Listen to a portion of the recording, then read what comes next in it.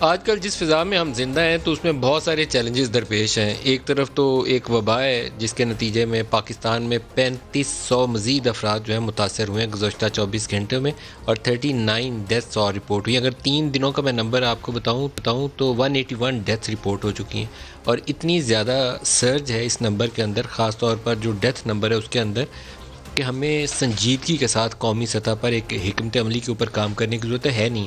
سیاسی فضا پاکستان کے اندر ایسی ہے کہ پوری کوشش ہے اپوزیشن کی کہ وہ حکومت کو گرا دے، اور حکومت جو ہے اسے مہنگائی اور دیگر معاملات کے اوپر اس کا کنٹرول نہیں ہے، وہ ناتوان نظر آتی ہے ان ایشوز کے اوپر. تو قومی حکمت عملی بھی نہیں ہے. اپوزیشن کو وہ چور ڈاکو کہتے ہیں، اور وہ اس کے لیے ساتھ بیٹھنے کے لیے پرائم منسٹر تیار بھی نہیں ہے. ایک ایسی جگہ ہو جہاں پر یہ اکٹھے بیٹھیں اور ایک نیشنل ایکشن پلان کی طرح کا ایک روڈ میپ اس کے اوپر ایگری کر لیں. باقی سیاست جلسے جلوسوں کی چھوڑ کے تقریروں کے اوپر، پروگراموں کے اوپر کام مرکوز کیا جا سکتا ہے، لیکن وہ نہیں ہو رہا. ہم نے پچھلی فضا جو تھی 3 مہینے کی، یہ جون جولائی والے جو 3-4 مہینے تھے جس میں بہت زیادہ سرج آئی تھی پاکستان میں، وہ بھی ایسے ہی گزارے، اور ابھی دوبارہ اسی طرح کا فیز ہے. اس کے ساتھ ایک اور چیلنج ہے، اور وہ ہے پاکستان کی ریجنل سیکورٹی انوائرمنٹ.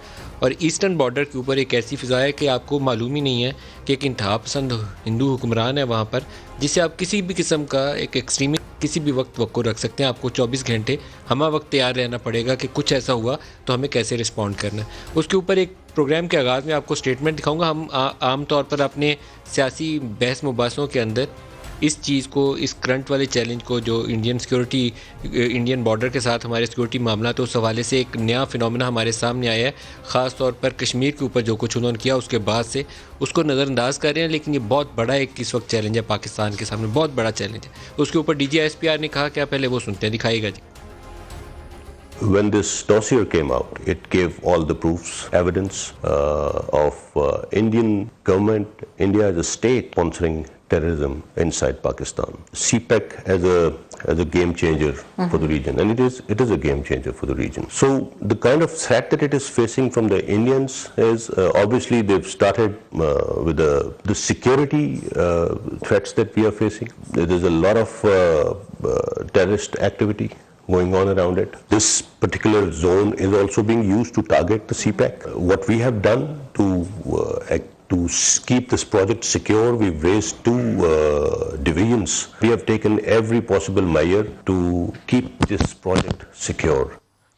کیا ان چیلنجز سے نبڑنے کے لیے ہمارے پاس کوئی قومی حکمت عملی ہے؟ ہم اگر کرونا کی فضا ہو تو اس کے اوپر بھی ایک دوسرے سے مخالف بیان دینے کے لیے پورا زور دیتے ہیں، لیکن ایک یکجہتی کا مظاہرہ نہیں کر پاتے. سیکورٹی چیلنج ہو تو اس کے اوپر بھی کچھ ایسی فضا ہمیں نظر آتی ہے. تو آج کا پورا پروگرام ہم کوشش کریں گے کہ زیادہ جو پولیٹیکل ایشوز ہیں اس کے اوپر توجہ دیں، کیونکہ 13 دسمبر کو جو PDM کا جلسہ ہے، بہت سے لوگوں کا خیال یہ ہے کہ 13 دسمبر ان کے لیے ڈے کی طرح ہے.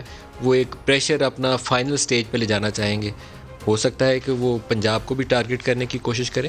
مال روڈ زیادہ دور نہیں ہے جس جگہ انہوں نے جلسہ کرنا ہے. اور عمران خان کی حکومت گرانے کے حوالے سے بھی وہ بڑے پر امید ہیں کہ یہ بڑا اچھا ٹائم ہے.